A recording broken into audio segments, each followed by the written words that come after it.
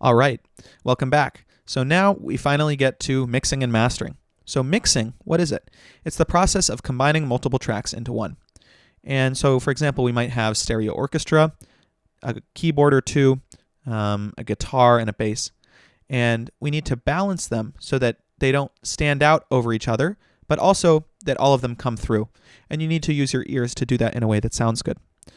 It's also common to use effects on the individual tracks because once you mix them into a single track, you can't split them back up and put those individual effects on. Also to note, in the mixing stage, we don't really want to make things too loud, so leave some headroom for mastering. And you can really leave a lot, like -6 dBFS peak is a pretty standard amount of headroom to leave, but just somewhere around there. Now during mastering, that's where we're going to take the track and make it loud. This is where we're going to prepare the master release, and we want it to have a similar loudness to all of our other mastered tracks. So during this stage, we're going to increase the loudness of the track to that standard. It's also possible to make slight adjustments to the tone of the track. I'm usually pretty minimal with this, but experiment and see what sounds good. Now, it's generally considered best practice to master and mix in a separate project, but I usually do my mastering in the same project on the master channel. If you want to debate that, feel free to drop a comment below. I would love to. All right, so how do we mix?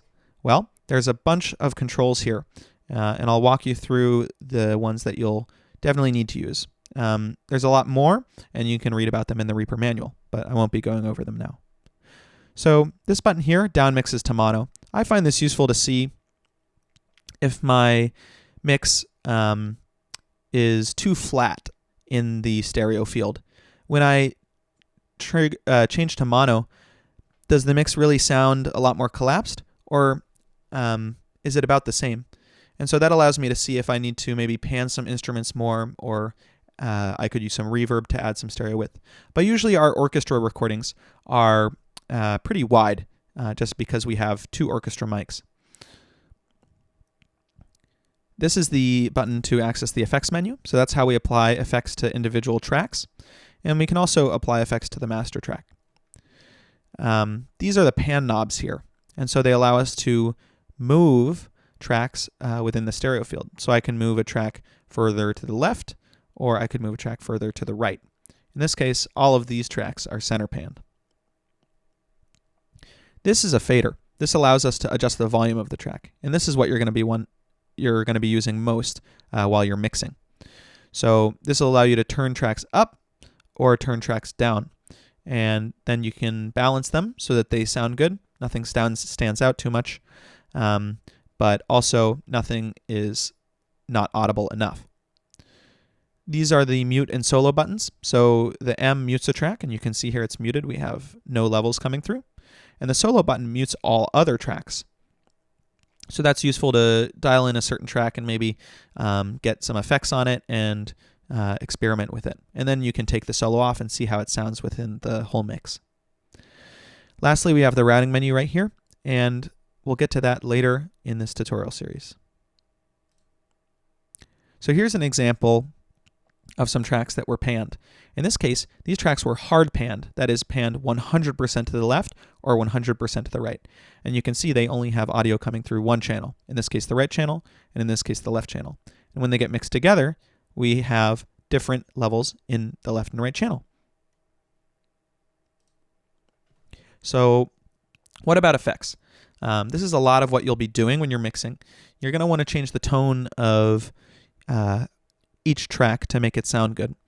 And during mixing, you can be pretty liberal with this. During mastering, we want to not make too many changes. But I mainly stick to just these basic 4 effects: equalizers, compressors, limiters, and reverb. And I think that gets pretty far in how much you can do. Now, there's lots of different effects, and go ahead and experiment. Lots of tutorials on YouTube. Reaper Mania is a great resource. Now, during the original workshop, I went through and presented about all these effects. But I actually think that the Reaper Mania channel by Kenny Gioia does a much better job explaining these. So I'm going to link some videos in this playlist. I would recommend watching through them to get an overview of what these plugins do. I'll just give a little bit of background on frequency before you dive into that. So why does frequency matter? The frequency affects the pitch of a note. And so if we have a pure sine wave like this red sine wave, let's say it has a frequency of 100 hertz. Well, that's going to tell us its pitch.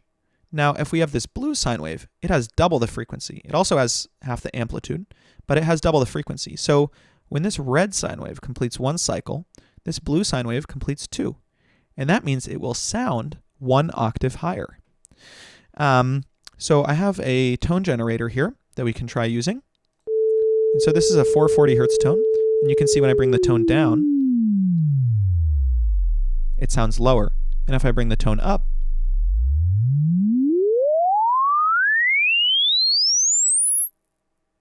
it sounds higher pitched. And eventually, it gets to the limit of your hearing. Now, why is it so relevant then if it's just the pitch of a note? Well, here's a waveform of a saxophone. And you'll notice it doesn't look anything like a pure sine wave. And that's because it's a combination of many different frequencies. And that combination specifically is going to be a harmonic series. So here's the fundamental note. This is a frequency analyzer graph. So on the x-axis, we have frequency. It's on a logarithmic scale. And on the y-axis, we have the volume of that frequency in decibels.